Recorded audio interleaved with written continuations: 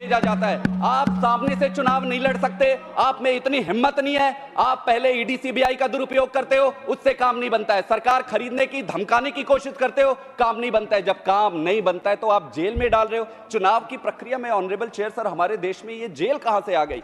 तो ये selective emergency नहीं है तो फिर क्या है? अगला मैं अगर आपको बात रखूं एग्जीक्यूटिव का, तो जितने आईपीएस आईएएस हैं, जब वो पढ़ाई करते हैं, बहुत अच्छी भावना से देश के लिए पढ़ाई करते हैं कि मैं बनूंगा, देश की सेवा करूंगा, उनके ऊपर आज अनड्यू प्रेशर इतना ज्यादा है। उनकी गलती नहीं है, इतना अनड्यू ज्यादा प्रेशर है। वो कहां से डिलीवर करेंगे चेयर सर? कहां से देश के लिए सेवा करेंगे? आप देखिए, सीबीआई और ईडी का अगर आप मोटो पढ़ेंगे, इंडस्ट्री, इंपार्शियलिटी, इंटेग्रिटी, अकाउंटेबिलिटी, एक्सीलेंस, इंपार्शियलिटी, ये ईडी और सीबीआई के मोटो है। आप इस पे एक भी काउंट पर अगर ये बता दे ऑनरेबल चेयर सर, ये पूरे देश और दुनिया के सामने है।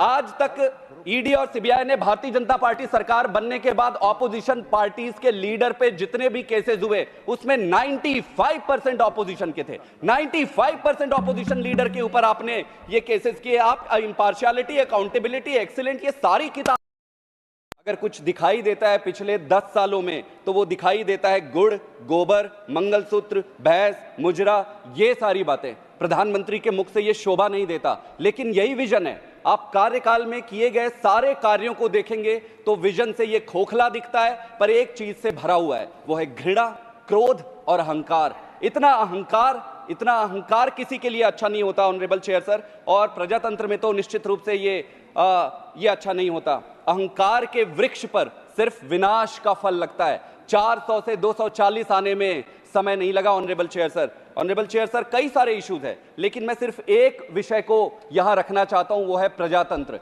प्रजातंत्र के कारण ही आज भारत है। ऑनरेबल चेयर सर, प्रजातंत्र का सबसे प्रमुख आधार चुनाव होता है, और किस तरीके से पूरी चुनाव की प्रक्रिया को सबवर्ट करने की कोशिश की जा रही है, वो हमें समझना पड़ेगा। सबसे इंपॉर्टेंट चीज होता है कि चुनाव कराने वाली संस्था, चीफ इलेक्शन कमीशन के चुनाव में अगर आप निष्पक्षता नहीं रखेंगे, अगर आप न्यूट्रलिटी नहीं रखेंगे, तो आप चुनाव निष्पक्ष कैसे कराएंगे? अगर चुनाव में लगने वाले पैसे पर कोई रोक नहीं रहेगा, तो एक आम आदमी इस देश का कैसे चुनाव लड़ेगा? एक तरफ अरबपति खरबपति चुनाव लड़ रहे हैं, दूसरे तरफ एक साधारण आदमी इलेक्टोरल बॉन्ड लेकर आया। इलेक्टोरल बॉन्ड में 55% पैसा चंदा भारतीय जनता पार्टी को जाता है। इसके अलावा 33 ऐसे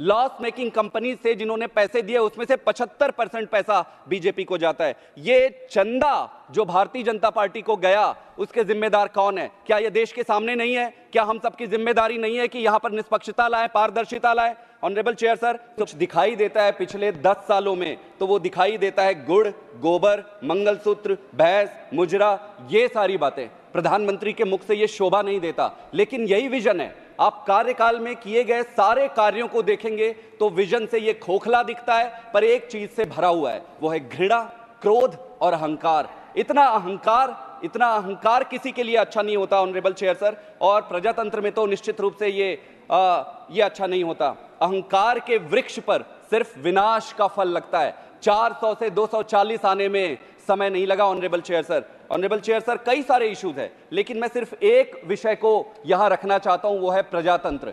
प्रजातंत्र के कारण ही आज भारत है। ऑनरेबल चेयर सर, प्रजातंत्र का सबसे प्रमुख आधार चुनाव होता है, और किस तरीके से पूरी चुनाव की प्रक्रिया को सबवर्ट करने की कोशिश की जा रही है, वो हमें समझना पड़ेगा। सबसे इंपॉर्टेंट चीज होता है कि चुनाव कराने वाली संस्था, चीफ इलेक्शन कमीशन के चुनाव में अगर आप निष्पक्षता नहीं रखेंगे, अगर आप न्यूट्रलिटी नहीं रखेंगे, तो आप चुनाव निष्पक्ष कैसे कराएंगे? अगर चुनाव में लगने वाले पैसे पर कोई रोक नहीं रहेगा, तो एक आम आदमी इस देश का कैसे चुनाव लड़ेगा? एक तरफ अरबपति खरबपति चुनाव लड़ रहे हैं, दूसरे तरफ एक साधारण आदमी इलेक्टोरल बॉन्ड लेकर आया। इलेक्टोरल बॉन्ड में 55% पैसा चंदा भारतीय जनता पार्टी को जाता है। इसके अलावा 33 ऐसे लॉस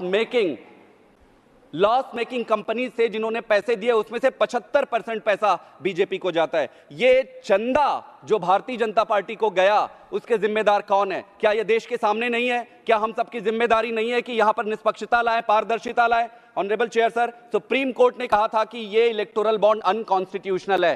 सरकार की तरफ से बात आती है, वो कहते हैं कि इसको हम रिवाइव करेंगे। सुप्रीम कोर्ट के हर ऑर्डर को स्ट्रक डाउन होने के बाद आप रिवाइव करने की बात करते हैं, और फिर प्रजातंत्र कहा है। ये सिलेक्टिव इमरजेंसी लगी हुई है देश में, और मैं आपको स्पष्ट करूंगा, अगर ये सिलेक्टिव इमरजेंसी नहीं है तो फिर क्या है? दूसरी तरफ आप देखिए खरीदी बिक्री का जो 11 सरकारें चुनाव हारने के बाद भारतीय जनता पार्टी ने इस देश में 11 सरकारें बनाई हैं। आप नाम ले सकते हैं, Maharashtra, Bihar, Goa, Karnataka, Madhya Pradesh, Uttarakhand, Arunachal Pradesh, you name it. 11 सरकारें चुनाव हारने के बाद ये इमरजेंसी नहीं है तो क्या है? ऑनरेबल चेयर सर, इसमें चौथा पक्ष आपको देखना पड़ेगा, जेल का। आज से पहले तक चुनाव में जेल का कोई रोल नहीं होता था।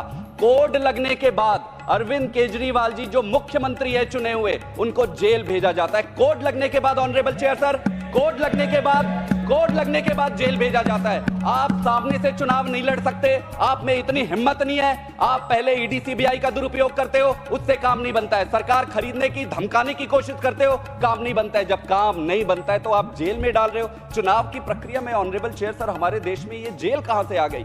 तो ये सिलेक्टिव इमरजेंसी नहीं है तो फिर क्या है? अगला मैं अगर आपको बात रखूं एग्जीक्यूटिव का, तो जितने आईपीएस आईएएस हैं, जब वो पढ़ाई करते हैं, बहुत अच्छी भावना से देश के लिए पढ़ाई करते हैं कि मैं बनूंगा, देश की सेवा करूंगा, उनके ऊपर आज अनड्यू प्रेशर इतना ज्यादा है। उनकी गलती नहीं है, इतना अनड्यू ज्यादा प्रेशर है। वो कहां से डिलीवर करेंगे चेयर सर? कहां से देश के लिए सेवा करेंगे? आप देखिए सीबीआई और ईडी का अगर आप मोटो पढ़ेंगे, इंडस्ट्री, इंपार्शियलिटी, इंटेग्रिटी, अकाउंटेबिलिटी, एक्सीलेंस, इंपार्शियलिटी, ये ईडी और सीबीआई के मोटो है। आप इस पे एक भी काउंट पर अगर ये बता दे ऑनरेबल चेयर सर, ये पूरे देश और दुनिया के सामने है। आज तक ईडी और सीबीआई ने भारतीय जनता पार्टी सरकार बनने के बाद ऑपोजिशन पार्टीज के लीडर पे जितने भी केसेस हुए, उसमें 95% ऑपोजिशन के थे। 95% ऑपोजिशन लीडर के ऊपर आपने ये केसेस किए। आप इंपार्शियलिटी, अकाउंटेबिलिटी, एक्सीलेंट, ये सारी किताब में रह गई ये सारी बातें।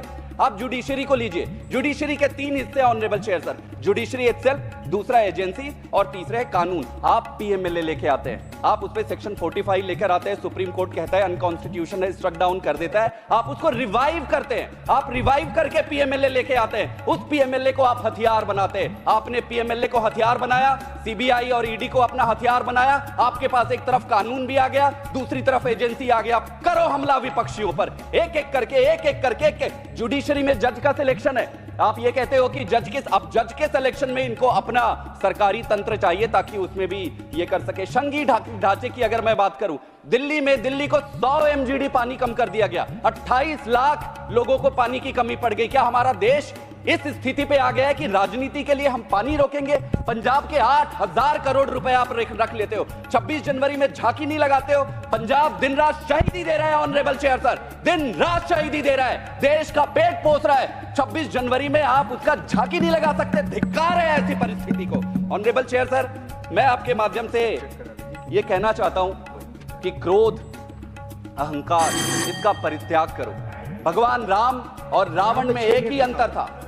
भगवान राम और रावण में एक ही अंतर था ऑनरेबल चेयर सर, भगवान राम और रावण में एक ही अंतर था कि राम को अहंकार का ज्ञान था और रावण को ज्ञान का अहंकार था। मैं आप सबसे अनुरोध करता हूं कि अहंकार छोड़ते, मिलकर काम करते, देश बनाते हैं, बहुत काम है। इस तरीके से आपका पतन सुनिश्चित है। 400 से 240, अगली बार ईश्वर साक्षी है, इतने हाय और इतनी बद्दुआएं लगेंगी कि ये 40 आते देर नहीं लगेगी। आपका बहुत थैंक यू।